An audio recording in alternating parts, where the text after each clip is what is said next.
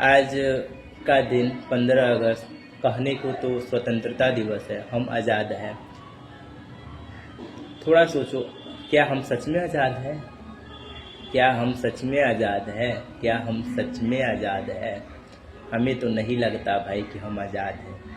किस बात की आज़ादी, काहे को आज़ादी? यार हम कल भी गुलाम थे, हम आज भी गुलाम हैं। यदि हम अपने मन को काबू में न करें ना तो हमेशा गुलाम रहेंगे। मैं बताता हूँ कैसे। इंसान कल भी अपने मन का गुलाम था, आज भी अपने मन का गुलाम है, और यदि वो अपने मन को काबू में ना करे ना तो हमेशा हमेशा हमेशा हमेशा वो मन का गुलाम बना रहेगा।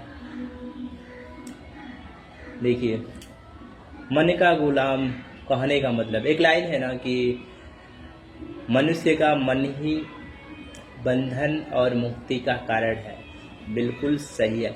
जो बंदा चाहे जो बंदी अपने मन को काबू में कर लेता है, कंट्रोल में कर लेता है, वो इस माया नगरी से आज़ाद हो जाता है और सत्कर्म कंटिन्यू करते चला जाता है तो मोक्ष प्राप्त कर लेता है, तो उसको मुक्ति मिल जाती है।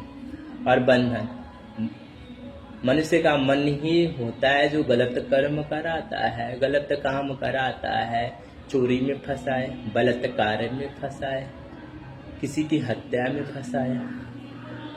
मतलब मेरा कहने का मतलब है कि मन ही फंसाता है बंधन में, मतलब 84 लाख योनियों के बंधन में मन ही फंसाता है।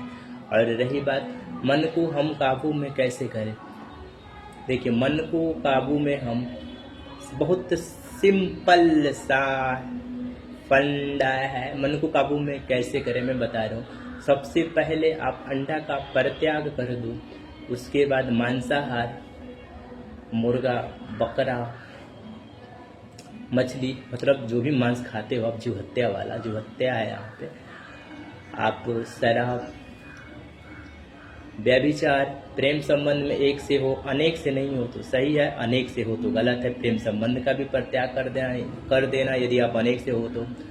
और व्यभिचार 10 से 20 से संबंध बना रहे हो, इसका भी परित्याग करना है। शराब, जुआ भी है ऑनलाइन ऑफलाइन, इसको भी जो है परित्याग करना है। और शराब में खैनी भी है, गुटखा भी है, सिगरेट भी है, तंबाकू भी है, इन सब चीज़ों का भी जो है परित्याग करना है। और लास्ट में पाखंड, मूर्ति पूजना, चाहे वो राम का, चाहे वो भगवान शिव जी का, चाहे माता दुर्गा का, मूर्ति पूजना, मूर्ति पूजने वाला कह सकते हो, क्रियाकर्म, इसको भी बंद करना है, हमेशा के लिए छोड़ना है। राधा राधा कृष्ण ने जपना छोड़ना है, तब जाके आपका मन आपकी कंट्रोल में होगा।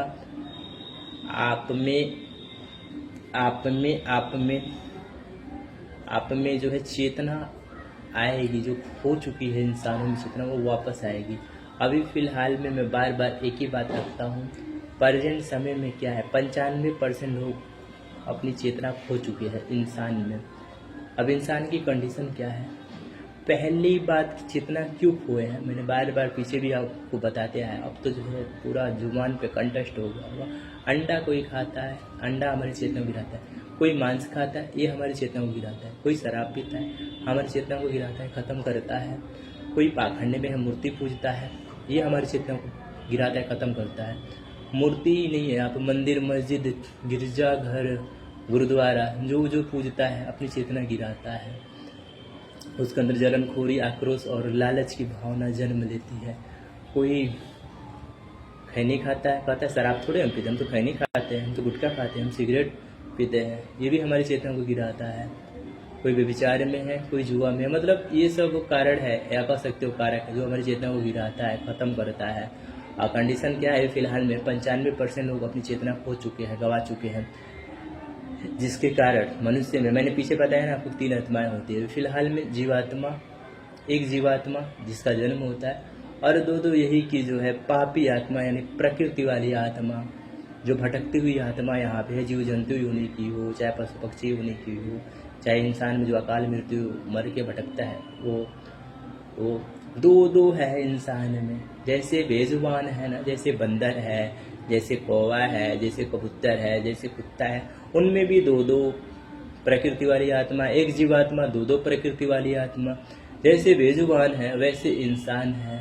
बेजुबान को देखना, बंदर को देखना, रहते रहते रहेगा, झूलने लगेगा, झूलता है ना, लुटियाता है, झूलता है।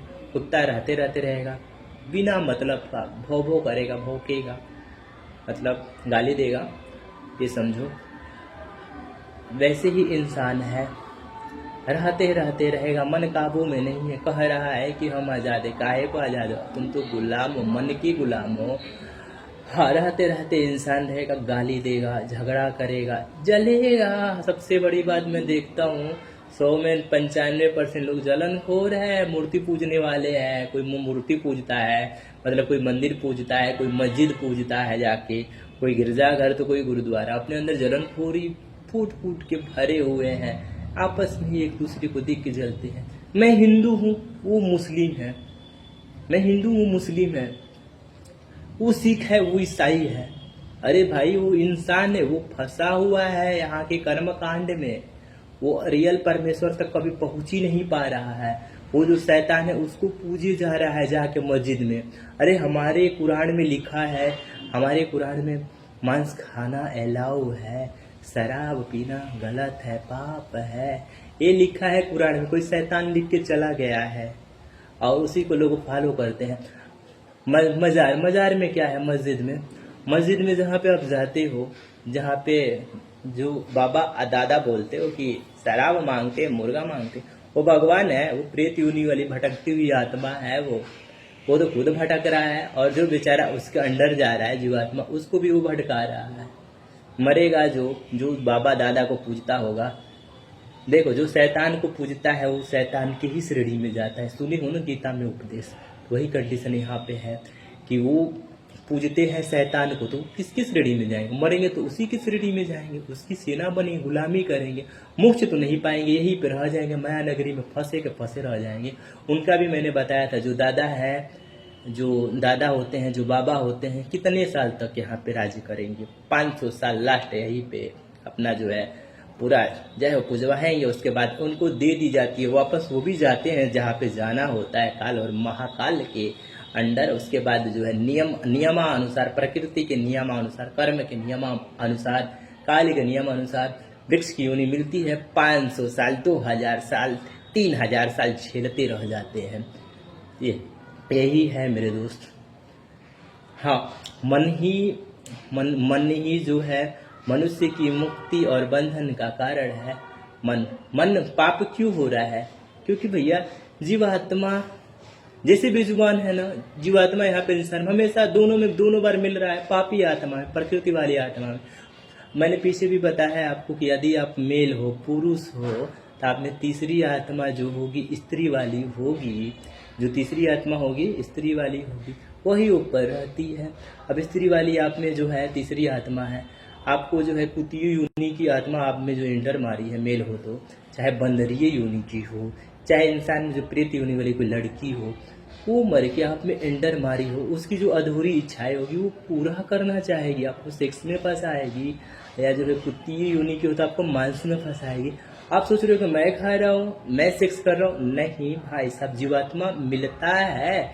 या तो वो चेतना में मिले, चेतना तो है ही नहीं, 95% लोग अपनी चेतना गवा चुके हैं। दोनों बार वो मिल रहा है प्रकृति वाली आत्मा में, दोनों बार किस में मिल रहा है? प्रकृति वाली आत्मा में। वो इसलिए पाप कर रहा है, गलती कर जाता है, उस समय समझ में नहीं आता है कि मैं पाप कर रहा हूँ। कोई है, मैंने पीछे भी बताया था आपको, रेप जब होता है, सेक्सुअली वीडियो देख रहा है कोई बंदा, चाहे कोई बंदा रेप करता है, लड़का रेप करता है, कोई बंदा जो है सेक्सुअली वीडियो देख रहा है, फॉरेन वीडियो देख रहा है मतलब, और 3 घंटे 4 घंटे 5 घंटे दिन भर मानो वही देख रहा है। अब उसके अंदर कामुकता की भावना इतनी प्रबल हो जाएगी कि उसको बस योनि चाहिए, उसको बस क्या चाहिए? योनि चाहिए। चाहे वो बच्ची की हो, छोटी बच्ची की हो, 2 साल की बच्ची हो, 5 साल की बच्ची हो, या कोई बुजुर्ग जो है महिला हो, 60 साल की हो, 70 साल की हो, चाहे अपनी ही बहन क्यों ना हो, चाहे अपनी ही माता क्यों ना हो, वो बलात्कार कर जाता है। उस समय नहीं समझ में आता है कि मैं गलत कर रहा हूँ, लेकिन जब झेलता है, जब वो कर्म के नियम, प्रकृति के नियम, काल के नियम फंसता है, जब उसको झेलने की बारी आती है, जब वो झेलता है, पकड़ाता है, तब उसको रियलाइज होता है यार मैंने गलत कर दिया। ऐसे ही क्यों, ऐसा क्यों होता है, मतलब ऐसे ही क्यों, ऐसा क्यों होता है? इसका कारण है कि भैया आप में चेतना नहीं है। जो राम का स्वरूप होना चाहिए मेल में वो है ही नहीं। जो जो राम का स्वरूप होना चाहिए मेल में वो है ही नहीं। आप में तो दो रावण है, मेल हो तो आप राम का स्वरूप है ही नहीं। राम के स्वरूप में जो है सत्यता है, मर्यादा है, कर्तव्य परायणता है, वो आप में है ही नहीं। यदि सेम इसके अपोजिट जाओ फीमेल में आप जाओगे, देखो एक जीवात्मा, दो प्रकृति वाली आत्मा, सेम कंडीशन। कोई फीमेल में अंडा वाले तो है 95%, फीमेल में देखता हूँ पाखंड में ज़्यादा फंसती है, मूर्ति पूजने में, अगरबत्ती दिखाने, कपूर दिखाने। फीमेल जो हमको लगता है ज़्यादा पाखंडी होती है, ज़्यादा बाबाओं के चक्कर में भी फंसती है फीमेल वाली जो आत्माएं होती है। मतलब फीमेल जो होती है, महिला होती है, पाखंड में ज़्यादा फंसती है। मान लो कोई अंडा में फंसी है, कोई पाखंड में फंसी है, अपनी चेतना गिराई है, शराब में, खैनी, गुटखा, सिगरेट, तंबाकू है, ये भी खाती हैं सब, ऐसा नहीं है। बहुत कम लड़कियां हैं जो नशा करती है, लेकिन है नशा करने वाली भी लड़कियां हैं। तो यही है, कहीं ना कहीं से फंसी है इन सब चीज़ों में। वो अपनी चेतना वो भी गिराई जो उसमें होना चाहिए। यदि फीमेल है तो उसमें जीवात्मा और चेतना में माता लक्ष्मी का स्वरूप होना चाहिए, जिसमें जो है सत्यता, मर्यादा और कर्तव्य परायणता, लेकिन नहीं होता है।